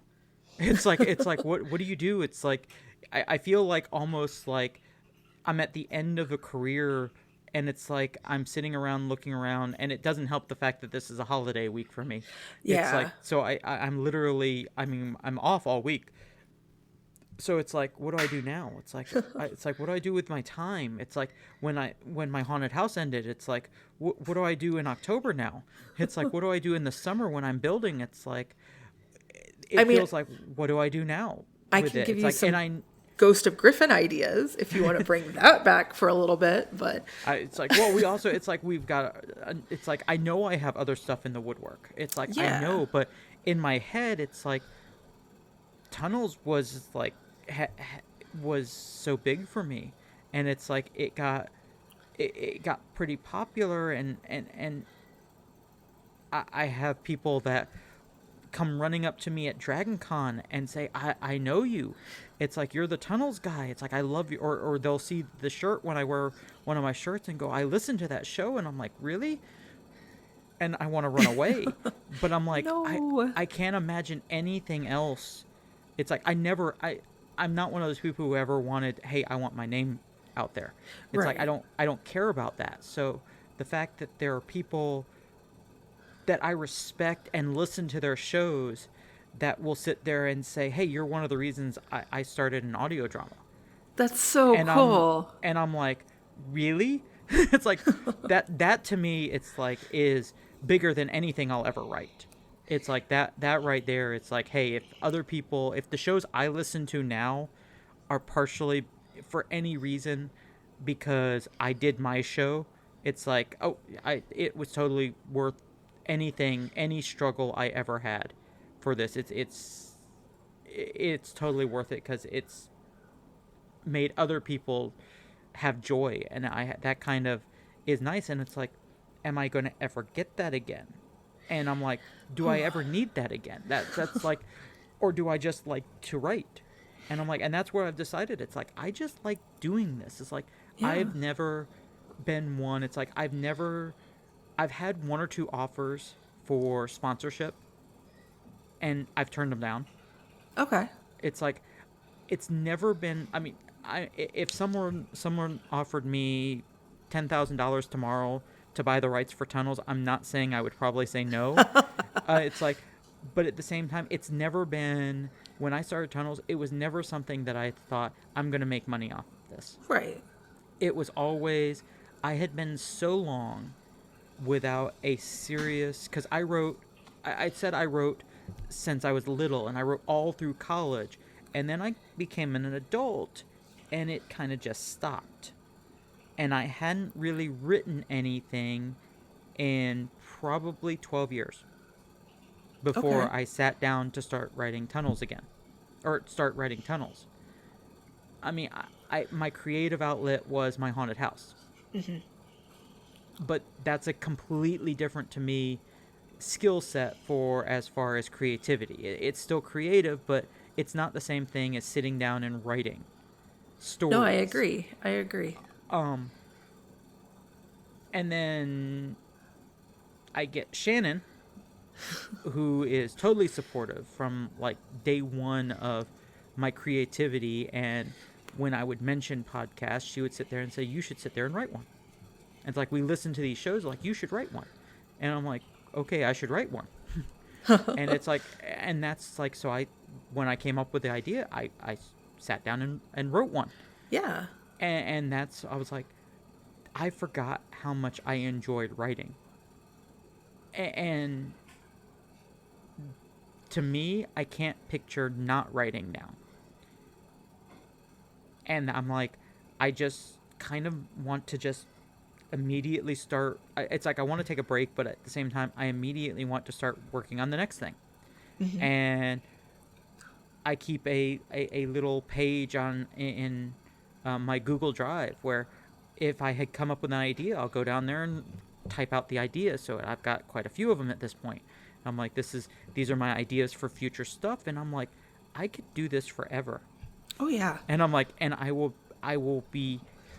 have a blast.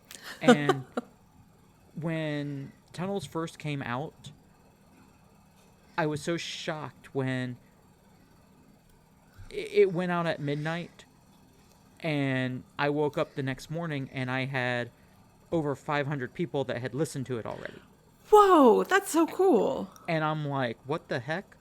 Why? How do people know this? How do I take it down? How do I take it down? Yes, it's like, and I'm like, how? And it's because I was like, if I had like 50 people, I was so ecstatic. And I'm like, but it's like 500. I'm like, oh my goodness, what happens?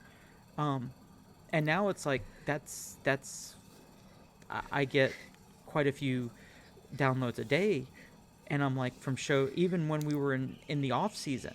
Mm-hmm. I'm like, why are this many people still listening to the show every day? I'm like, is this many people listening to this show? I don't understand how this works. It's like, how does this work? And now that we're in season, of course, the numbers are more. And I'm like, how does this? It's like I'm just getting more and more people. Yeah, and take comfort in stuff that we've already listened to. But it's like, and Tunnels has gotten to me. It's like I was told my numbers is like are really good especially for the episodes I have, because we have shorter seasons. I mean, right. Some shows do 20 plus episodes a season, and we're sitting at like 6 a season, and our numbers are pretty good.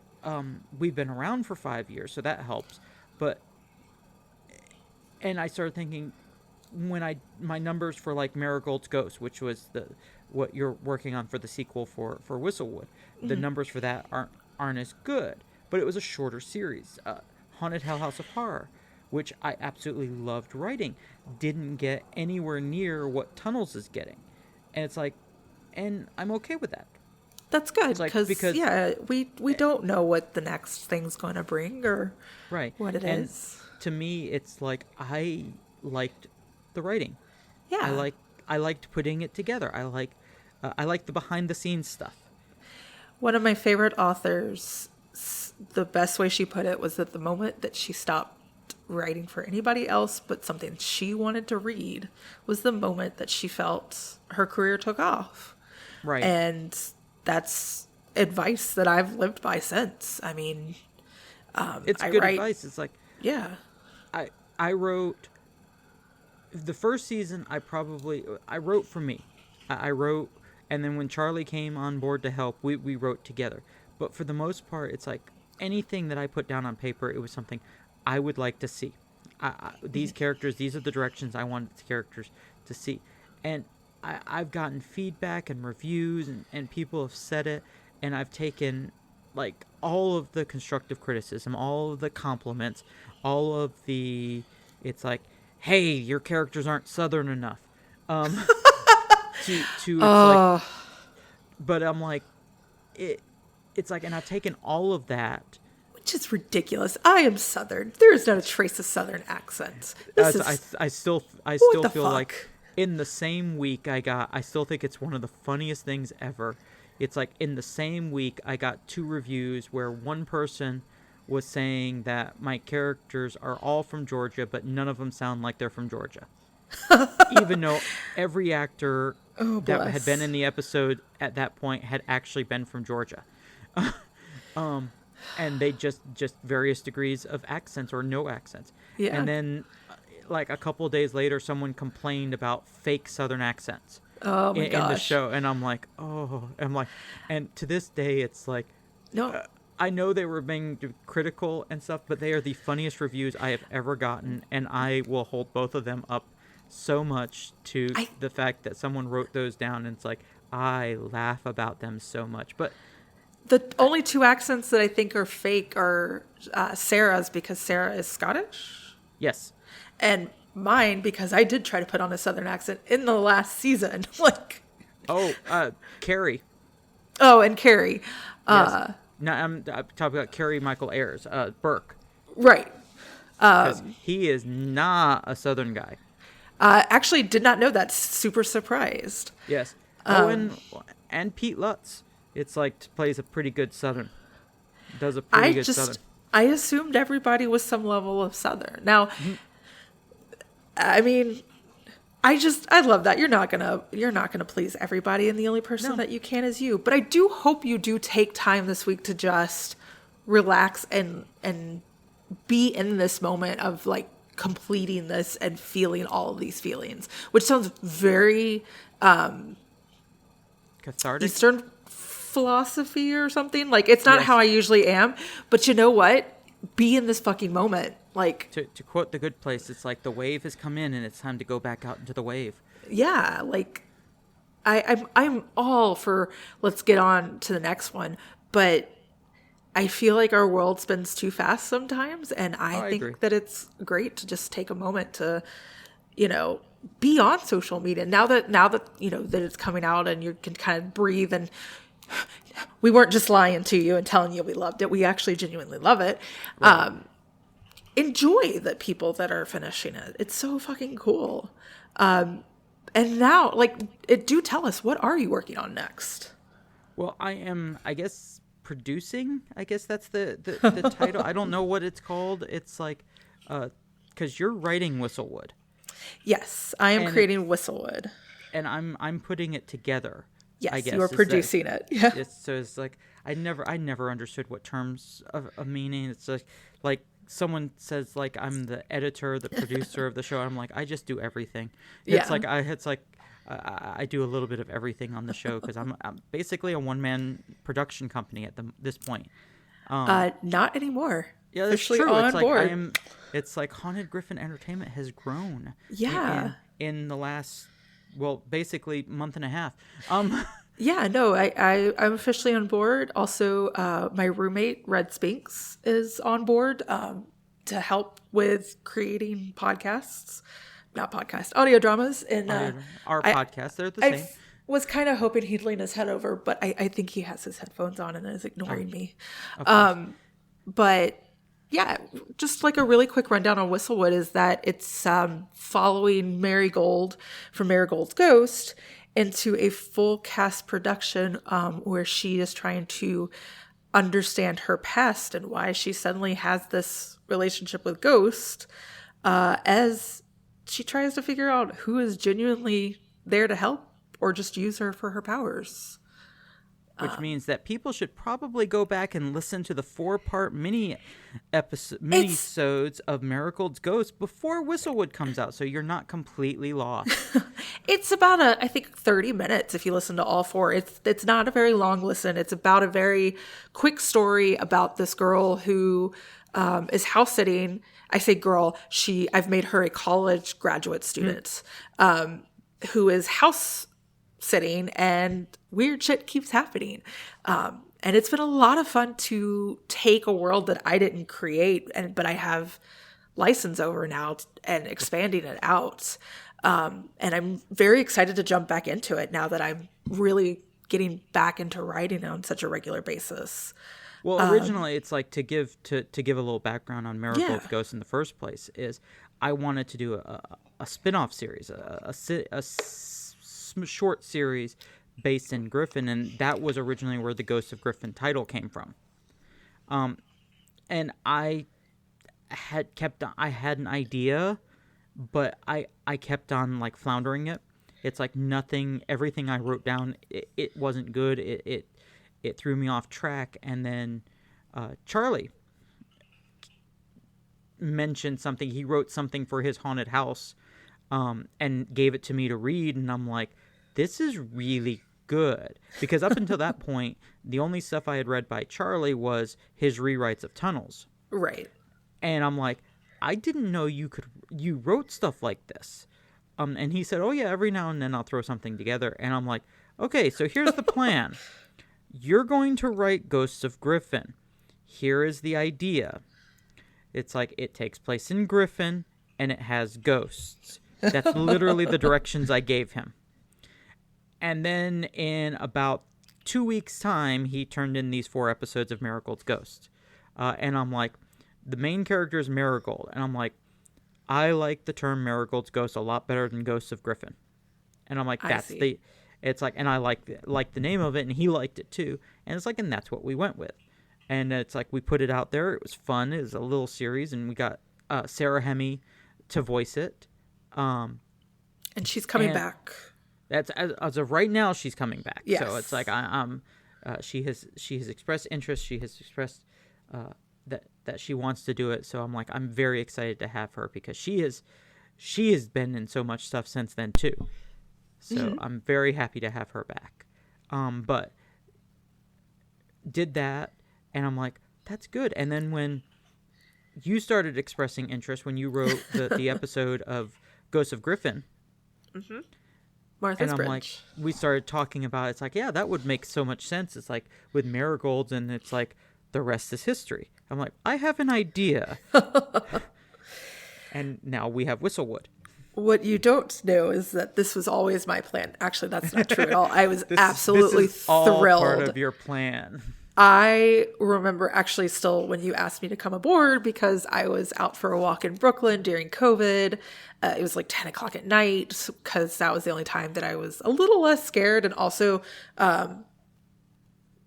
there were less people. So if I took off the mask, anyways, long story short, I remember that night and am still just absolutely thrilled and excited to come and work with you, and it's going to be great. And I have other ideas to bring to the table once Whistlewood gets off, and can throw some more Ghost of Griffin stories your way, because I definitely have a few ideas floating around that I'm like, I have nowhere to put these.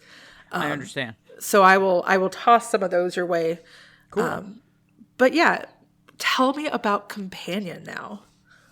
Companion is a show that I came up with a year ago. I want to say it was a year ago. It just popped into my head. I don't want to spoil anything because I feel elevator pitch it to me. Just elevator pitch me on the concept that would get me to go, okay, yeah, I want to know more. It is, if you are a fan of Doctor Who, you will understand the term what companion means, but this is not the Doctor Who you grew up on, because there is twists and turns that were never in an episode of Doctor Who that you will not see coming. Basically, we're not doing a Doctor Who podcast. Oh, no, this is not Doctor Who. This is just inspired by Doctor Who. We are doing some space traveling, getting out of the horror and going into the sci-fi. Yes, and sci-fi is, I am a huge fan of sci-fi, but I have never really written sci-fi. So that is a... I feel that. I actually really feel that. That has been me this past year, being like, science works in some way. I don't know. Big X, brackets. That means insert science again. Once again, it's like, I don't like real. We're just going to make stuff up. Yeah. That's fair. But it's like, it's like, I like the idea of, with Companion, it's like, one of the things I told you when I first started talking to you about it is I can do more social commentary with it, because I think that's the one thing that Doctor Who and a lot of sci-fi stuff does, is they tell social commentary so well. And with Tunnels, I really couldn't do that because it was such more of an isolated story. Mm-hmm. And I didn't feel it was right to do that in some cases. But I have things I want to say. It's like, and that's, I think Companion is a good show that with the ideas and what we have planned is we can do that. Mm-hmm. And we can tell the stories that we want to tell and say the stuff we want to say and still have good writing and good episodes. Yeah, no, I know that Red and I are both very excited to get started on building this universe with you, and getting it out with everybody. Oh yeah, I am so looking forward to starting to work on this show. We've been respecting Tunnels. If Tunnels was not in its final season, we all would have been like, yeah, let's get started. But I had to stop. It's like, because I wrote, like, immediately when I came up with the idea, I wrote 2 episodes. Like, within 24 hours, I wrote 2 episodes. But at the same time, I was in the middle of writing season 4. I was trying to finish up season 4 of Tunnels, and I'm like, I need to stop this, or season 4 is not going to get finished. So I literally had to force myself to stop writing it because I was so excited. And it's like to do season 4, and then I still put it aside because I wanted to do season 5. I'm like, I knew I had to do season 5. Yeah. So it's like I haven't had a chance. And then when I showed it to you, I said, would you be interested? And you read it and you thought it was a good idea. And I'm like, would you be interested in helping out with it? And yes, you said yes, thankfully. And since then, we've gotten Red, which I'm so excited to have him on board. Yeah, I'm like, I am looking forward to working as part of a team with a group and putting it together, because Charlie and I work well together. It's like, but it's a different type of team, I think, that we're creating for Companion and Haunted Griffin Entertainment in general. Yeah, we've also got Alex Lavelle coming on to help us with more of the stuff that we don't actually necessarily know about, like sound design and things like that. Not to say that you don't do an amazing job, right? But there's different levels of it. So you have your haunted house background of that, but getting involved in community theater and things like that, we're really hoping to build something even better and still just as realistic. Like really feeling like we can live in that world, but this is actually the extent I think that Robert and I have talked about that yet. So hopefully jumping into that soon. To make the world more immersive. Yeah. To make the show more immersive, to make it feel like you are actually a part of these characters and what they are going through. Speaking of an immerseful world, the world of Tunnels. There are definitely some clues about how Griffin is not the only place with tunnels, and that these tunnels have been around for a long period of time. Yes. So not to put you on the spot, even though I've definitely asked you this before, is there any way we're going to see more in the world of Tunnels, whether it's with our intrepid heroes or with new ones? I will not say no. It's like, because I love some of these characters. I would love to just immediately say spin-off. Because there are several of the characters. It's like we'd actually even planned a spin-off, or at least a mini series with at least one character, with Cade. Cade was supposed to have his own mini season of shows that showed him before he became on Tunnels. And even to the point where I asked Randy Cool, who voiced Cade, it's like, would you be interested in doing it? And he was all for it. And it just never happened. Sure.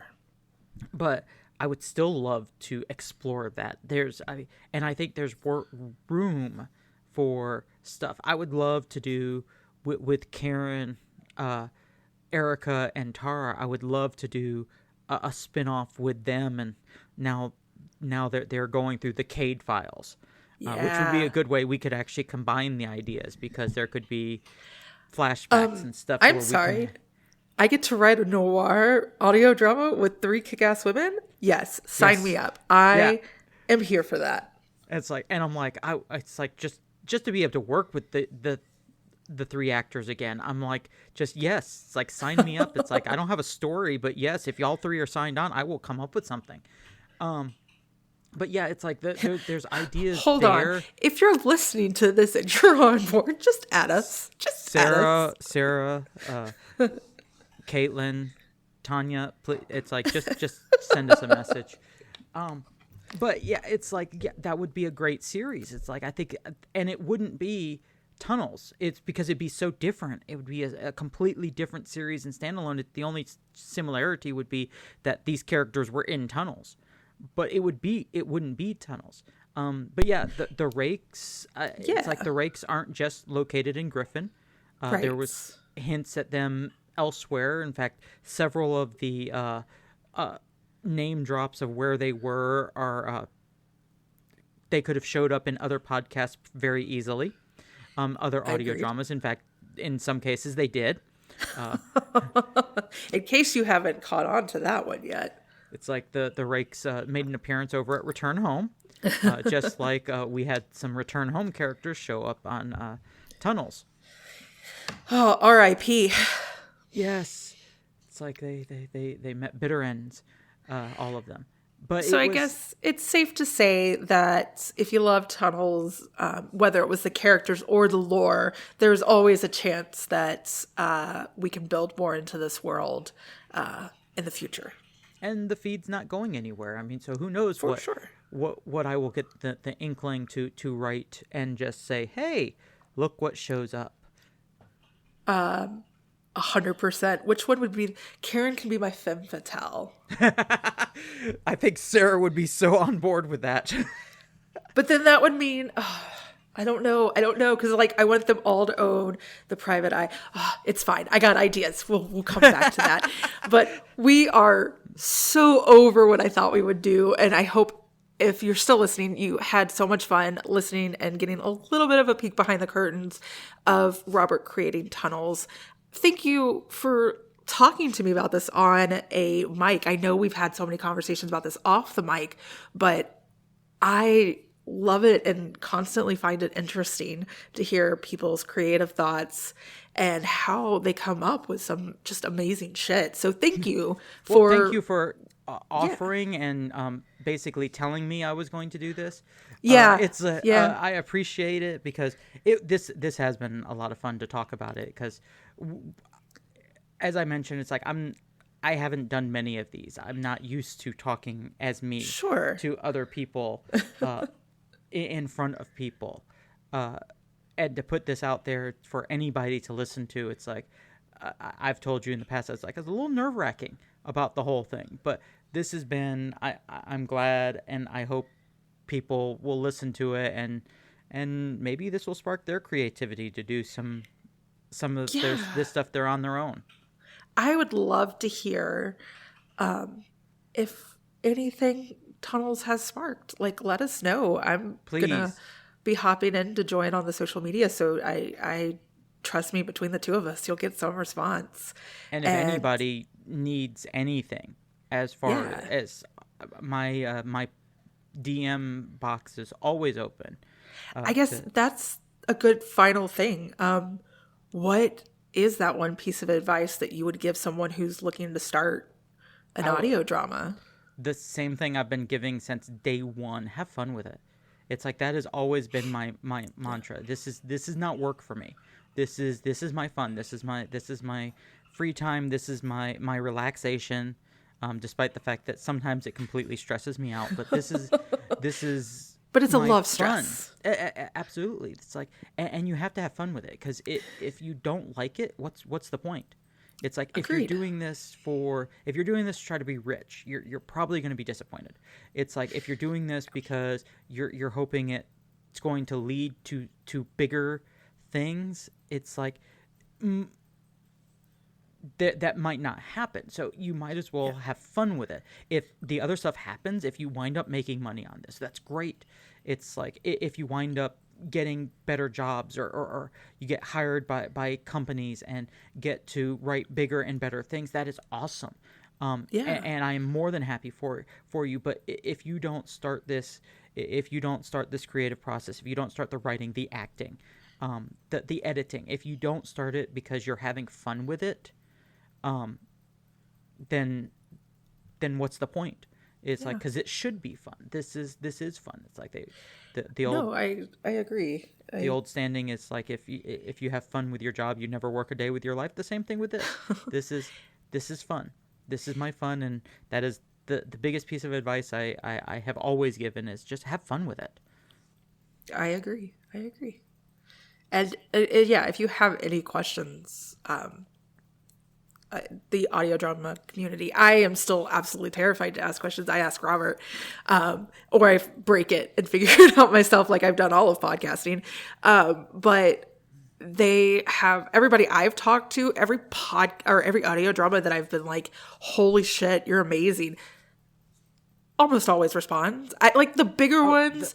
It may take them a minute, but oh my god, people love hearing that. They just love hearing it. Is amazing. And if I could be half as much as they were, that I feel like I'm doing a good thing. That's awesome. I think that is a perfect way to wrap this up. Thank you. We'll see you in maybe a couple weeks. I don't know. We're hoping to get some actors on here to talk. And then, yeah, keep an eye out on what Robert's got coming up next. You're going to love it, without a doubt. Yes, I hope so.